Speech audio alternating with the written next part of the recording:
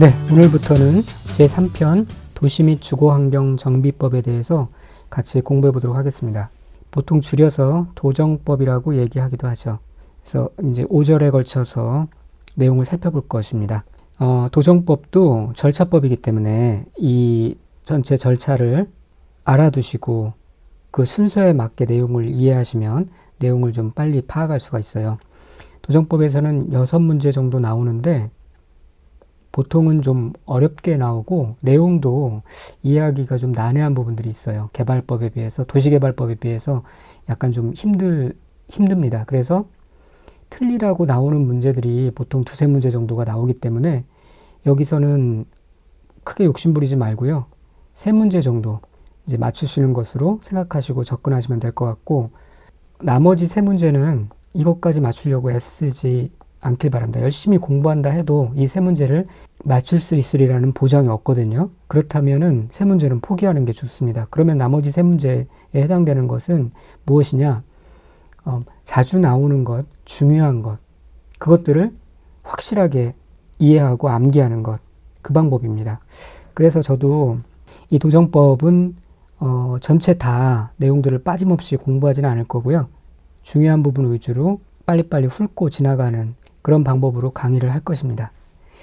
자, 다시 내용으로 돌아가서 먼저 절차를 좀 쭉 훑어보면은 기본계획, 정비기본계획을 세우고 그 다음에 정비계획이라고 따로 부릅니다.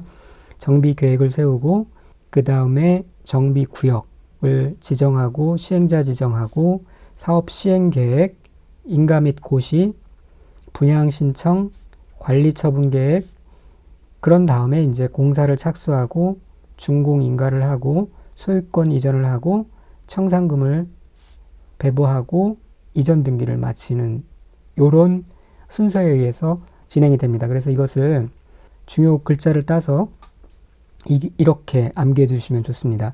기계적으로 기계 9시 9시에 4인분 관리, 기계 9시 4인분 관리, 수준이 청이하, 기계구시 4인분 관리, 수준이 청이하, 기본계획, 정비계획, 정비구역, 시행자, 기계구시 4인분 관리는 사업시행계획, 인가고시, 분양신청, 관리처분계획, 그 다음에 수준이 청이, 공사 착수, 준공인가, 소유권 이전, 청이, 청산금, 이전 등기, 이렇게 이제 여러 차례 이거를 입에 붙이도록 하셔가지고 대략 이런 그 절차를 이해하고 암기한 후에 그 다음에 이제 내용에 접근하면 훨씬 더 쉽게 내용을 정복할 수 있을 겁니다.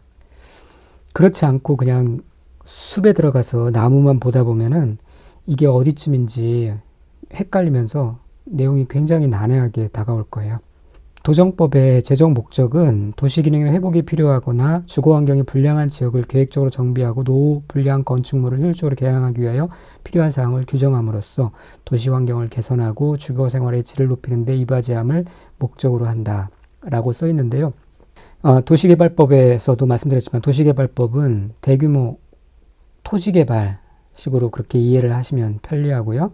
그 다음에 이 도정법은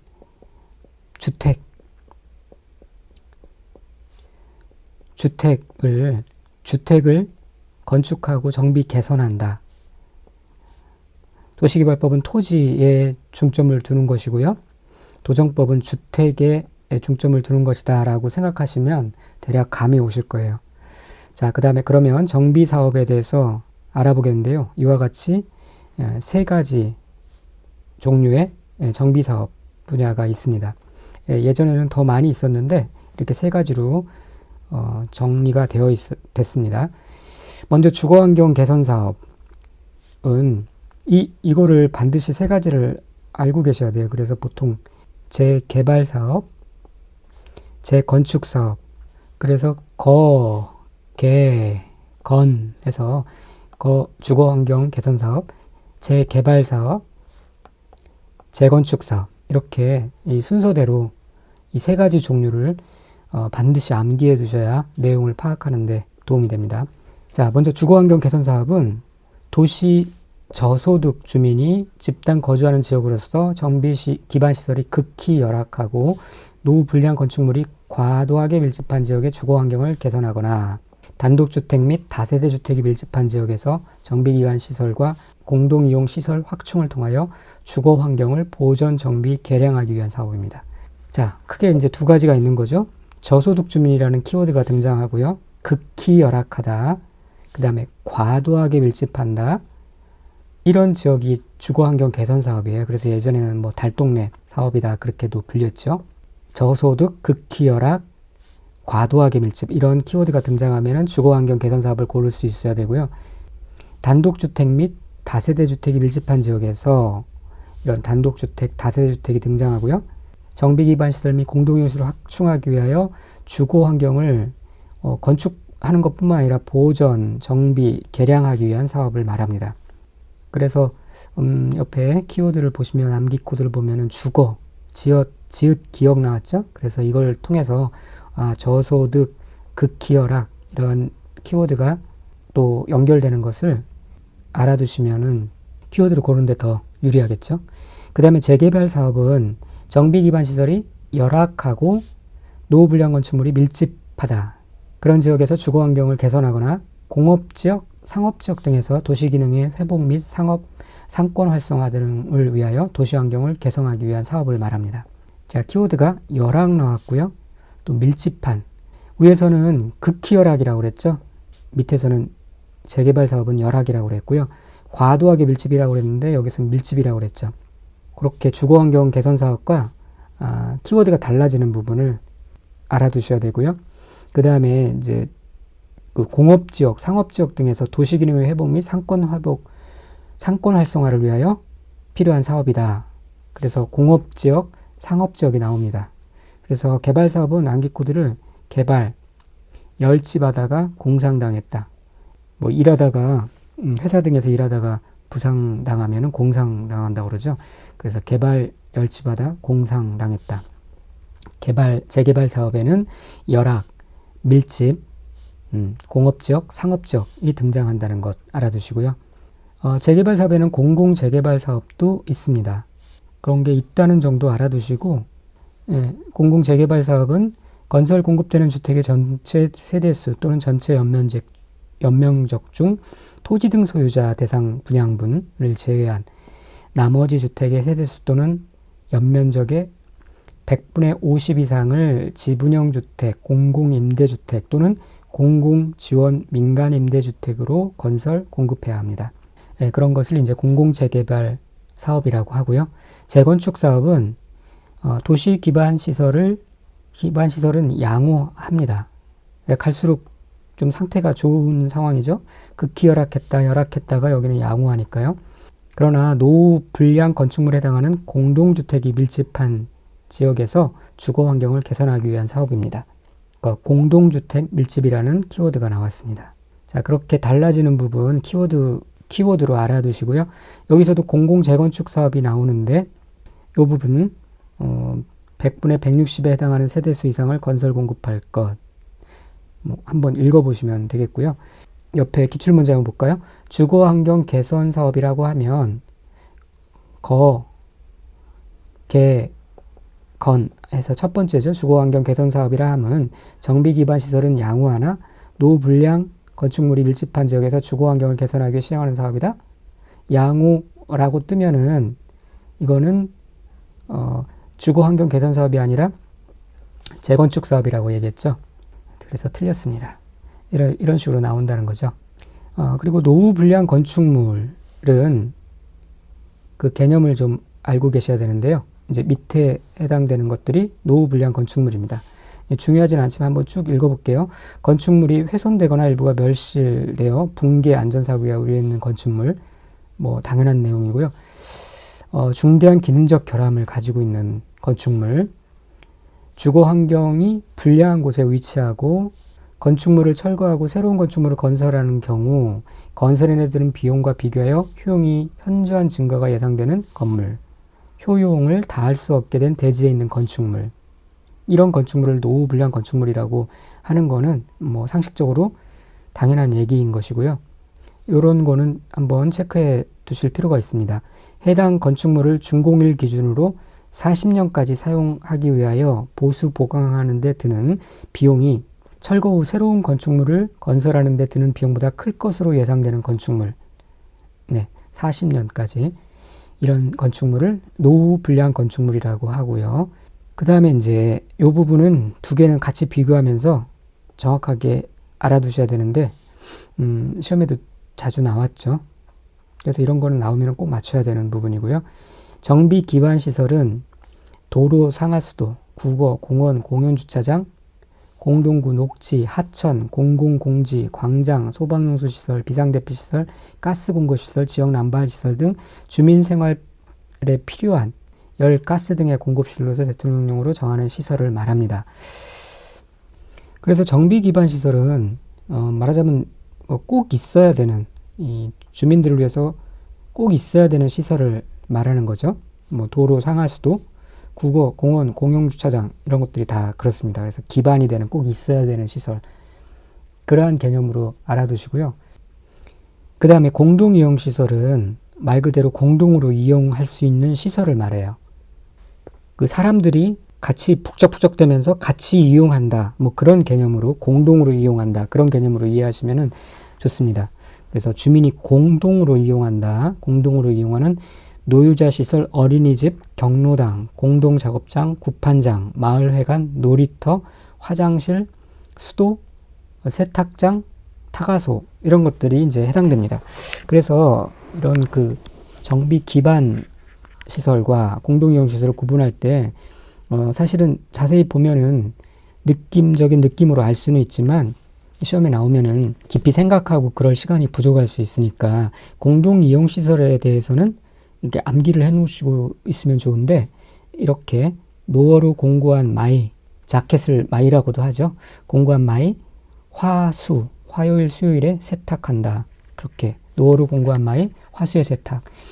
노유자 시설, 어린이집, 경로당, 공동작업장, 구판장, 마을회관, 놀이터, 화장실, 수도, 세탁장, 타가소 이런 시설이 이제 공동이용 시설이라는 것을 암기해 두시면 답을 빨리 찾을 수 있을 것 같아요.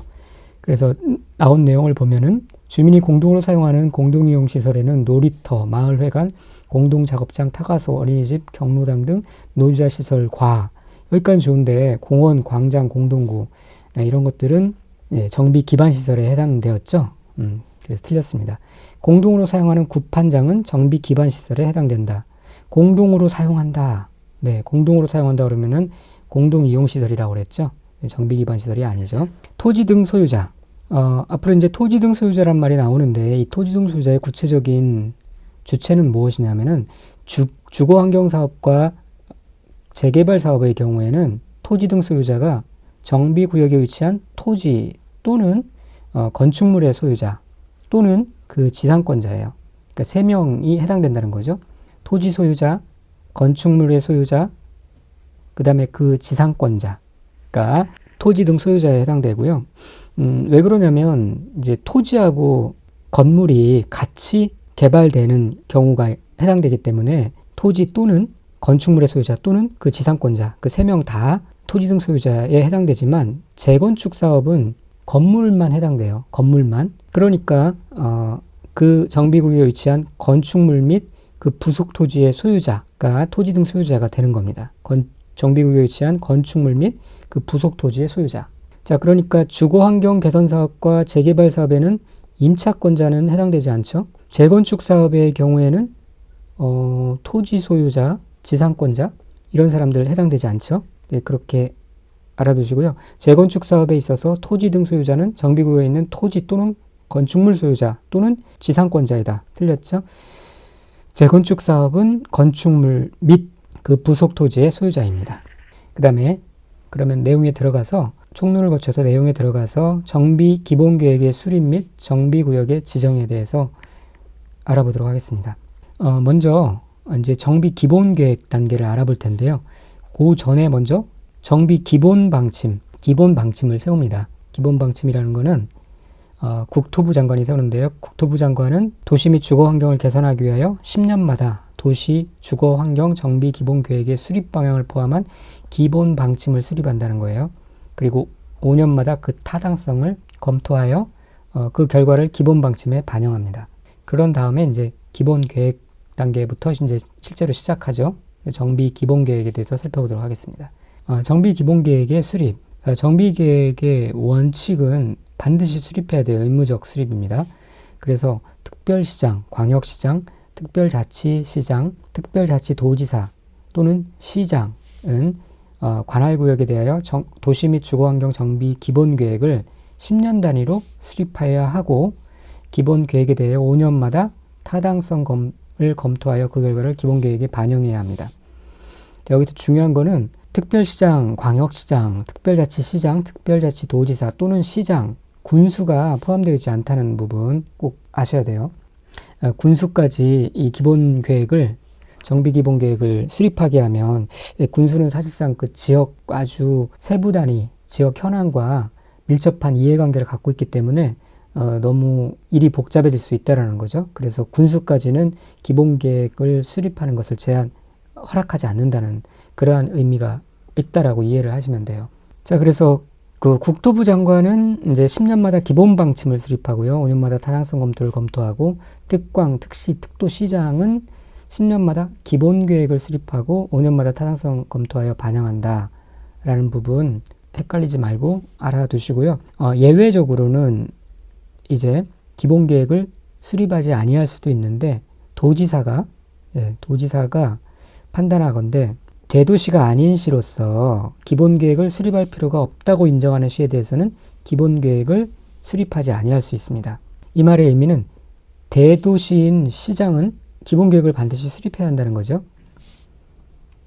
기본 계획의 내용, 이 부분까지 다 알아두기는 어려운데 대략 이제 이런 내용들이 있겠다라는 식으로 한번 읽어보시면 좋겠습니다. 기본 방향이 있어야 되고 계획 기간, 주거지 관리 계획, 토지 이용 계획, 정비 기반 시설, 공동이용 시설 설치 계획 및 교통 계획, 녹지 조경, 에너지 공급 폐기물 등에 관한 환경 계획, 주민 문화 시설, 사회복지 시설 설치 계획, 광역적 재정비를 위한 기본 계획, 정비 예정 구역의 계략적 범위, 단계별 정비 사업 추진 계획, 건폐율 용적률 등에 대한 건축물의 밀도 계획, 이런 것들이 이제 세입자에 대한 주거 안정 대책. 요 13번은 노후 불량 주거지 조사 및 개선 계획 수립이 안 들어간다는 겁니다. 여기 12번은 주거 대책이 아니라 세입자에 대한 주거 안정 대책이라는 거고요.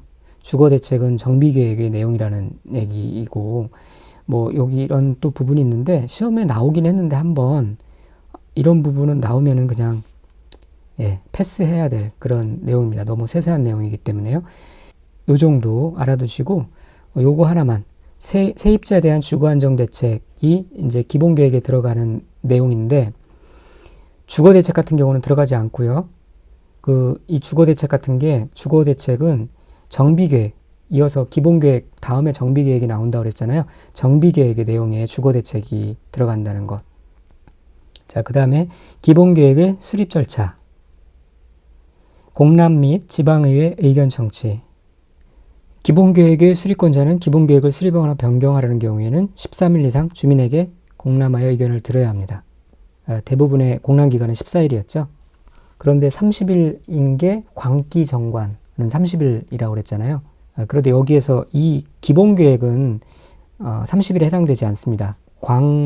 광역도시계획, 기본계획, 도시군 기본계획, 광기정관할 때의 정자는 정비 기본계획이 아니라 정비계획은 30일 이상이라는 거 같이 체크해 두시고요.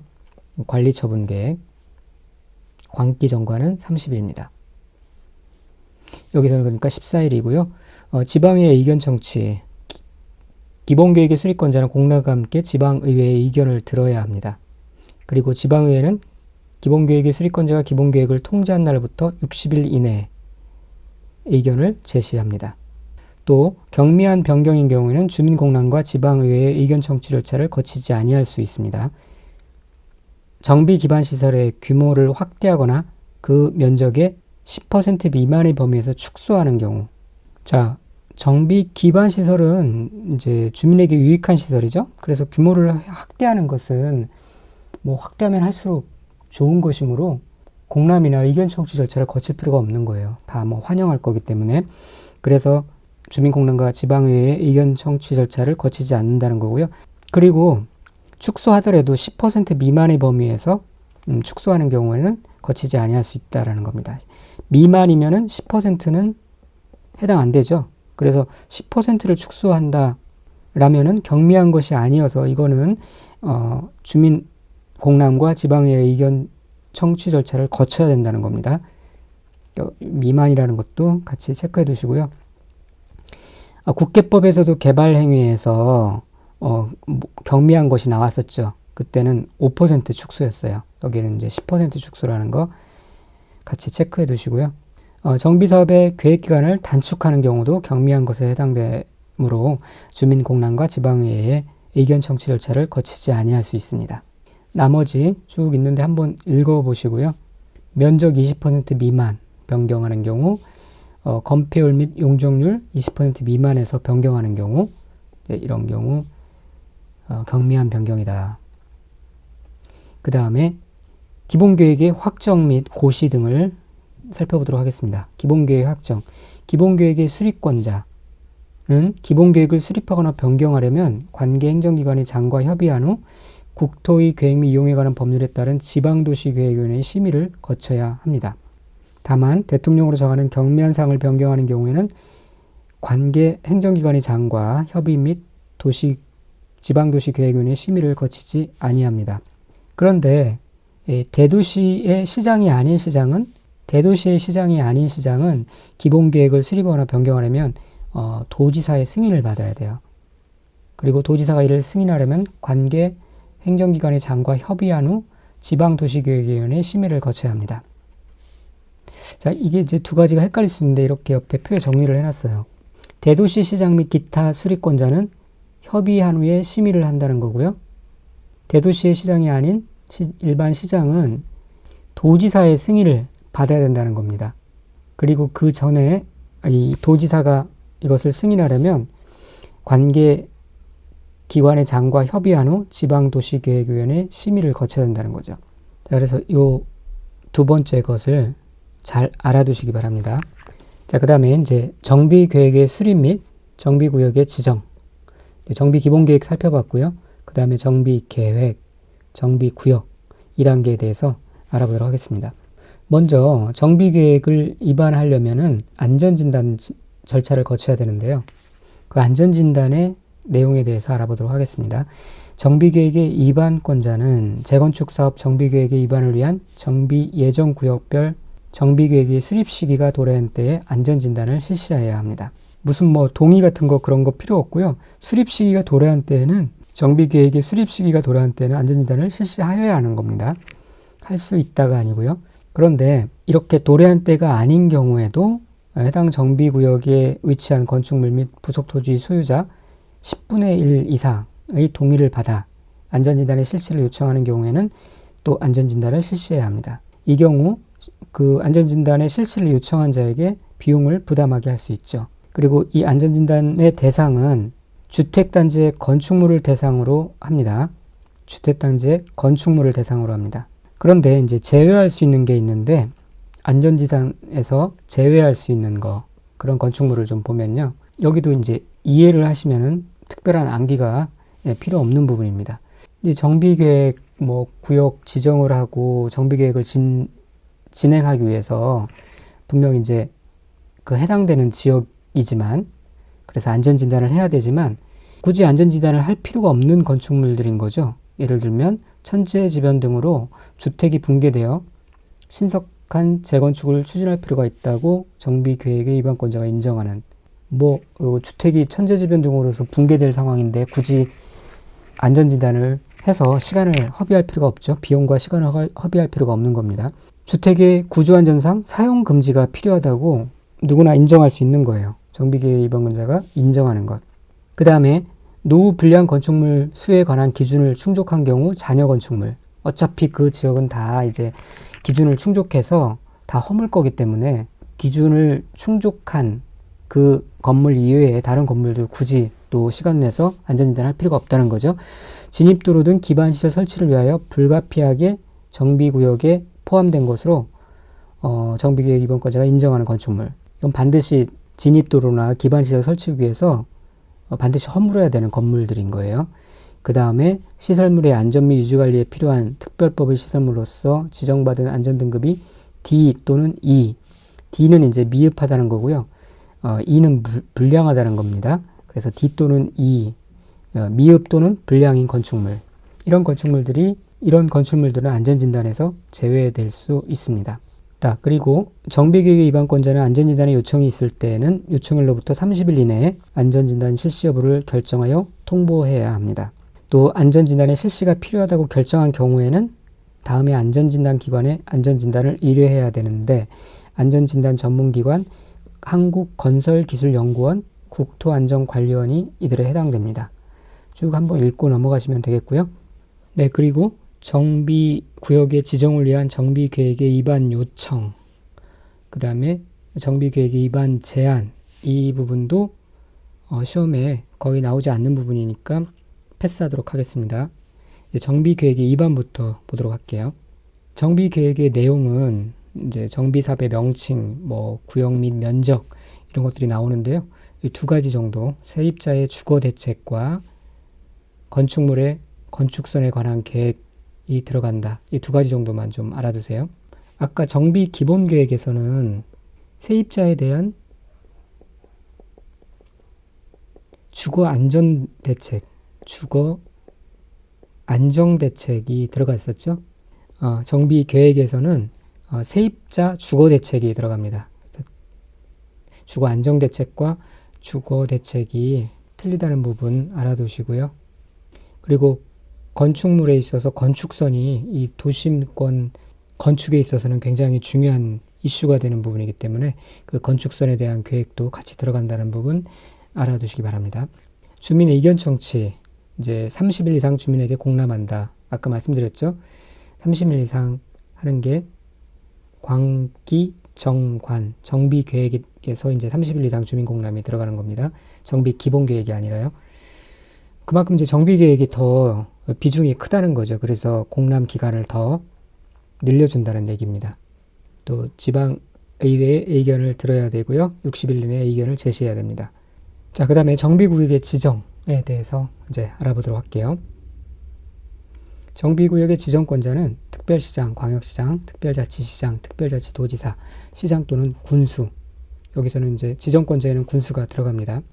기본계획의 수립에 있어서는 군수는 수립권자가 아니었죠. 여기는 들어갑니다. 대신에 광역시의 군수는 제외하고요. 또 불가피한 사유로 긴급하게 정비사업을 시행할 필요가 있다고 인정하는 경우에는 기본계획을 수립하거나 변경하지 아니하고 바로 정비구역을 지정할 수도 있다는 것 알아두시고, 정비구역이 지임로 설치를 위하여 필요한 경우에는 지임로 지역과 그 인접지역을 포함하여 정비구역을 지정할 수 있고요. 정비구역의 지정권자는 정비구역의 지정을 위하여 직접 정비계획을 입안할 수도 있고요. 자치구의 구청장 또는 광역시의 군수는 정비계획을 입안하여 특별시장, 광역시장에게 정비구역 지정을 신청해야 합니다. 아까 정비구역의 지정권자에서 군수는, 광역시의 군수는 제외됐었죠. 이 자치구의 구청장이나 광역시의 군수는 정비계획을 입안하여 특별시장, 광역시장에게 정비구역 지정을 신청해야 합니다. 정비구역 지정 절차 한번 읽어보시고요. 다음 시간에는 정비구역에서의 행위 제한부터 살펴보도록 하겠습니다. 감사합니다.